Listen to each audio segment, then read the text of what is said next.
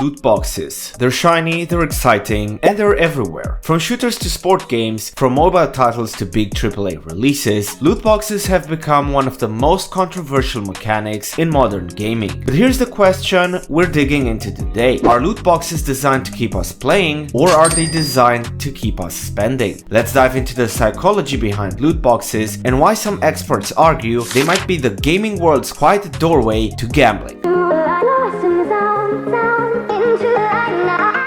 At the heart of every loot box, of course, is one simple thing: uncertainty. You don't know what you're going to get, and that mystery creates a powerful psychological pull. Psychologists call this a variable reward schedule. It's the same reward pattern slot machines use when you win sometimes and when you expect the next win to be the huge one. Your brain loves this unpredictability. It triggers a rush of dopamine, the same chemical involved in excitement, learning, motivation, and also addiction. Games don't have to break any laws to trap you into these kind of systems. The brain reacts the same way whether it's a casino or a colorful in-game chest. Also, we have to admit that game developers are masters of presentation. When you open a loot box, you're not just clicking a menu, right? It's a whole show. There's dramatic music, bright colors, particles flying everywhere, a slow reveal, and a pause right before the rare item pops out. Every second of that animation is completely engineered to build anticipation, hype, excitement, and of course, a higher dopamine release. And what's the crazy part is that even if the reward is bad, the act of opening the box still feels good. The anticipation itself basically becomes the product. Legally, in most countries, loot boxes aren't considered gambling because you always get something, even if it's worthless.